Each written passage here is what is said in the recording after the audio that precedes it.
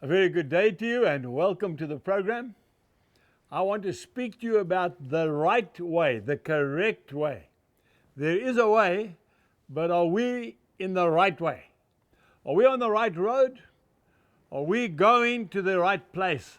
Listen to what the word says. If we go to the book of Proverbs, I love Proverbs, the book of Proverbs chapter 16 and verse 25. Listen to what the Lord says. There is a way that seems right to a man. Seems right. Doesn't mean that it is right. A way that seems right to a man, but its end is the way of death. I want to speak to not only young people, I want to speak to people from all different age groups. I want to say to you, a good idea is not always a God idea. And a need does not justify a call. Some people want to go and they want to feed all the sick and the hungry. Jesus didn't do that. He only did what his Father told him to do. You say to me, Angus, prove it. Well, you know, when Peter and John went up to the temple, they went up through the gate beautiful, there was a lame man. He'd been there for 38 years, right? Remember, he was asking for money. And Peter and John said, silver and gold we don't have, but such as we have give we unto you in the name of Jesus Christ of Nazareth. Rise up and walk, and he was healed. Now, I want to ask you a question. Why didn't Jesus heal that man? Jesus went up to the temple. It was his custom. He went up there continually. That man had been there for 38 years. This was only a couple of years after Jesus had been resurrected. We don't know, right? Some of us might say, well, because we wanted God to demonstrate his glory through ordinary people. But I want to tell you something now. Jesus only did what his Father told him to do. He did not feed every hungry person on earth, and he did not heal every sick person. There is a way. Okay, let's go back to it. Proverbs chapter 16, verse 25.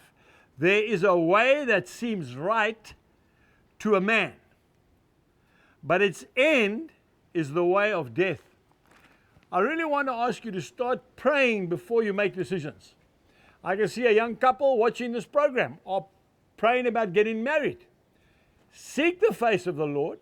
If you know in your heart that's going to be your husband, you know in your heart that's going to be your wife, then don't delay. Get married and do things together. It's cheaper for two people to live together than one here and one there. Okay? There might be one of you watching a program and you're not too sure whether you should go into business with that man. He's a very good man. He's a nice man. He's got lots of money. He's promised to help you. But, my dear friend, he's not a Christian. Well, the way may seem right, but that decision leads to death. It's so important to do things God's way. If we look at John chapter 14, verse 6, Jesus says, I am the way and the truth and the life, and no one comes to the Father but by me. We cannot any longer just hope for the best. You and I cannot afford to keep going down a cul-de-sac. What is a cul-de-sac? It's a one-way road. When you get to the bottom, you've got to turn around, come back up again, and get back onto the highway. We can't afford that, my dear friend. We don't have time. Every decision now is going to be the right one. I want to encourage you to get on the right road.